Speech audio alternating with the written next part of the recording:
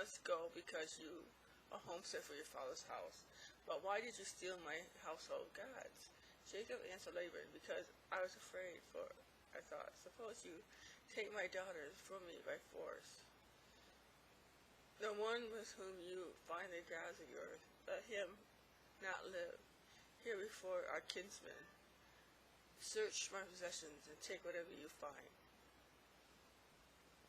that belongs to you, for Jacob did not know that Rachel had stolen the images. So Laban went into Jacob's tent and to Leah's tent, and went in the tent of the two maids, and did not find them. Then he went from Leah's tent to Rachel's tent, and Rachel had taken images of the gods and put them in the camel saddle and sat on them.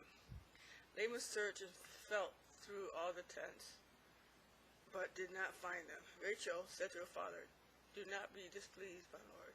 I cannot rise up before you, for the period of the women is upon me. I am unwell. And he searched and did not find the gods. Then Jacob became angry and reproached and argued with Laban. And Jacob said to Laban, what is my fault? What is my sin, that you are so hardly pursuing me, although you have searched and felt through all my household possessions? What have you found of all your household goods? Put it here before my brethren and yours, that they may judge and decide between us. These 20 years I have been with you. Your ewes and your she-goats have not lost a young, and the rams of your flocks have not eaten by me.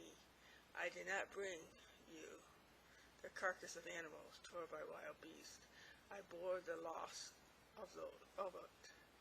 You required of me all that was stolen, whether it occurred by day or by night. This was my lot. By day the heat consumed me, and by night the cold. I could not sleep. I have been 20 years in your house. I have served you 14 years for your two daughters, and 6 years for your flocks. And you've changed my wages 10 times. If the God of my father, the God of Abraham, and the dread lest he fall, and fear lest he offended of Isaac, had not been with me, surely you would have sent me away empty-handed. God has sent my affliction and humiliation, and the weary labor of my hands rebuke you at last night. Laban answered Jacob, these two daughters are my daughters. These children are my children. These flocks are my flocks, and all you see is mine. But what can I do today to these my daughters, or to their children, whom you have bore? So come now, let us make a covenant or a league, you and I, and let it be for a witness between you and me. So Jacob set up a stone for a pillar or monument, and Jacob said to his brethren, gather stones. And they took stones and made a heap, and they ate together, and they there upon a heap. Laban called it Sabbath, witness heaping in Aramaic, but Jacob called it Galid. Laban said, the heap is a witness today between you and me, therefore it's called Galid. And the pillar and the monument was called Mespeth, watchpost. For he, Laban, said, may the Lord watch between you and me when we are absent, and hid it from one another. If you shall afflict and humiliate, or Lord, divorce my daughters, or if you should take other wives besides my daughters, although no man is with us to witness, see, remember, God is witness between you and me. Laban said to Jacob, see this heap and this pillar which I have set up between you and me. Laban said to Jacob, this heap is a witness, and this pillar is a witness.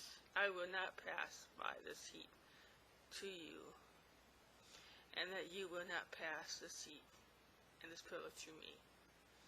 The God of Abraham and the God of Nahor and the God, the object of worship of their father, Terah, an idolater, and the judge between us, but Jacob swore only by the one true God, the dread and fear of his father Isaac.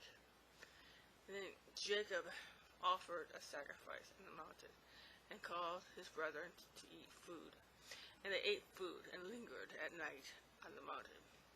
And early morning Laban rose up and kissed his grandchildren and his daughters and pronounced a blessing, asking God's favor on them. And Laban departed and returned to his home. I don't know about you, but God is so good. I just want to praise him for all he does, for all he blesses us with. And trusting God each and every day. I don't know about you, I just want to praise him. He does so much for us. And he loves us no matter what. So keep praising God, keep lifting up his name. And sometimes all you have to look up in the sky and see the stars to know that all the constellations and all the, so God is real. Trust in him. And keep praying for our government. Keep praying for our president. Keep praying for our leaders. Pray that they come back to know Jesus Christ. And keep praying for Bruce Jenner too. Help him know that he's a man and a woman. Start believing the truth. And pray that he would stop listening to the lies.